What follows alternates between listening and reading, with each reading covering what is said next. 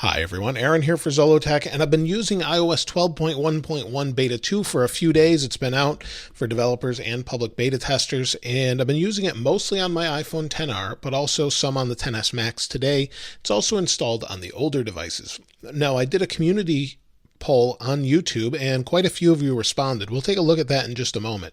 But one thing I forgot to mention when Beta 2 came out, or I didn't really forget, it was discovered later on, is there's extra functionality on the lock screen for haptic touch. So if you push on this, it now opens up. So you've kind of got that same 3D touch thing going on, but it's not quite the same. It almost feels like you push down on it and it pops up the way it feels on the screen. It's almost like you're pushing a button and it pops open instead of a press that kind of pops it open. So it's a little bit of a different feel, but it works the exact same way. So again, it works well most of the time, and hopefully they'll refine it even more and add it on the apps themselves, because that's one area where I actually did use it, and that's really it for that. Now, battery life for me has actually been pretty good, and you'll see this was the last 10 days, 4 hours and 26 minutes, and right here you'll see Geekbench used a lot of battery. That's because I drained it down, but if we take a look at these, normally I'll have about 50% battery life left with 3 hours of screen on time. Right around 3 hours of screen on time, sometimes 3.5, and my battery level was only 50% used at that point. So I'm getting great battery life. Now, I know this is not the case for everyone, but that's the case for the XR. Now, I've only been using the XS Max again today. I do have that issue still where these screens bug my eyes, but I wanted to try it out again and just see how it's going with the beta. So we'll go back to settings and let's go down to battery and check it out. Now, battery health should be 100%, and like I've said many times before, this really needs to be changed to is it good or bad until you get down to a lower percentage, because it dipping that 1% in a few months really concerns people, and you shouldn't really take or pay much attention to it because it checks it and does a bunch of background checking, and sometimes that actually varies back and forth. So you'll see today, though, I've had 2 hours and 38 minutes of screen on time. Not so great on this particular device. Over the last 10 days, there shouldn't be much usage, but today I've had 2.5 hours, so we're probably going to get about 5 hours of screen on time with this device on this beta. So mostly in messages today. So as far as battery, that's great. As far as speed and smoothness, I've had no issues. People have asked me, have I had stutters and things and freezing in settings? I haven't had any of those issues. I also haven't had any issues with notifications pulling that down and freezing or anything. And also I haven't had any LTE issues. People do message me from time to time and say, when are they going to fix that LTE issue? And that was fixed a while ago. And the issue was about it not working properly. So you might have 1 to 5 bars. It wasn't about signal strength. It was about it. Maybe you had 5 bars of signal, you were doing something on Safari using the internet, and all of a sudden it just stops working even though you have a signal. That was the issue that they fixed. So if there's another issue, make sure you report it in the feedback app so that you can actually have that resolved by Apple, and they know a lot of you are having that issue.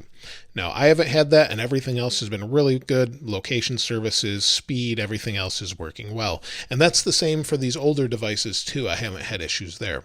But let's take a look at the community poll. Now, before I do that though, let me know if you want to see these follow-up videos regularly, or would you like to see something else instead?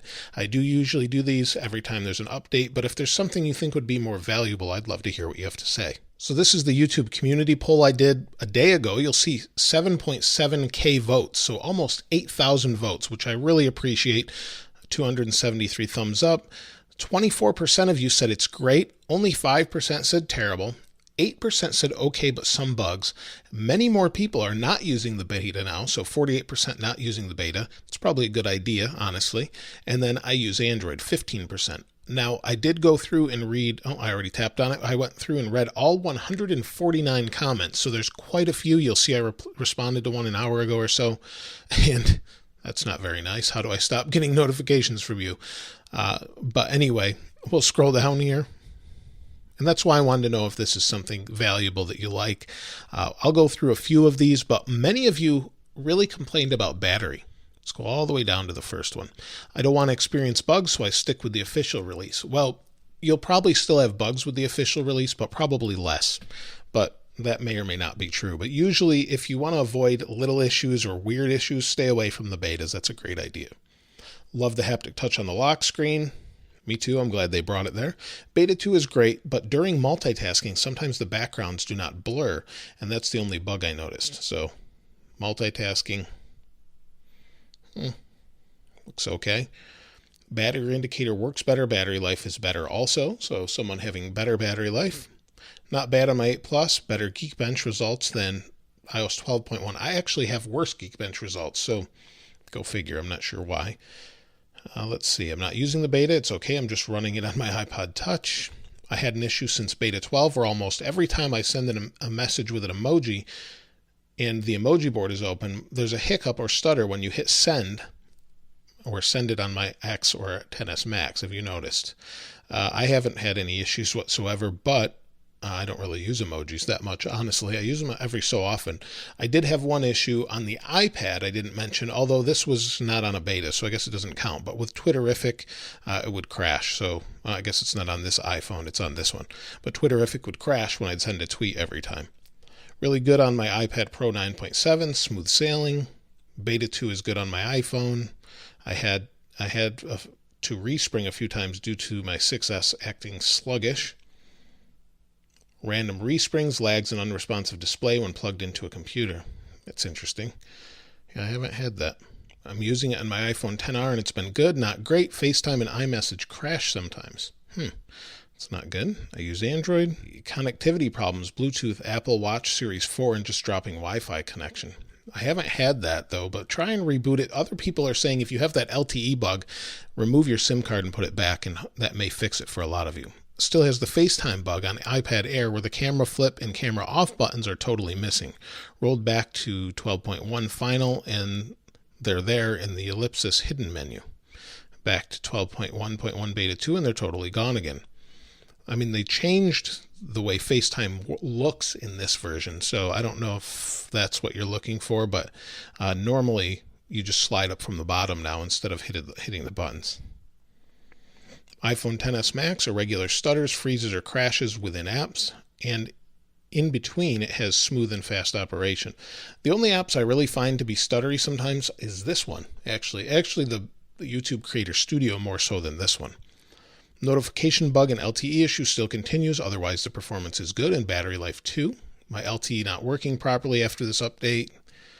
XS Max, I have had a couple of dropped calls and poor call quality, but need to remember that that can happen and may not be the beta or phone. Battery seems okay, but my use has been light recently, so it should be okay. Let's read a couple more. Apps open and close pretty fast, but battery life is not what I expected. Why though? Well, it's a beta, so that could be why. Or try turning off background app refresh. That actually helps quite a bit on some phones. Issues with LTE on T-Mobile using XS Max. I have no issues with T-Mobile on XS Max. I have 2 bars, which I don't have great cell phone signal where I live anyway, but I have no issues with it on this phone. So I would, like I said, try popping the SIM card out and then put it back in.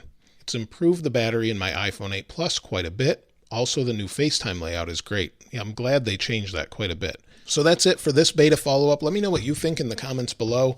And what phones do you use most? I'd love to hear that in the comments below. So do you use a 6S Plus like this one over here? Are you using a 5S or the newer phones? I honestly, every time I put one of these phones in front of the camera here, many of you say, why aren't you using this phone or that phone? Well, I can't use them all at once, or that just wouldn't work out. But which ones are you using most? I'll try and keep closer to that if I can. Let me know in the comments below. If you haven't subscribed already, please subscribe and like. As always, thanks for watching.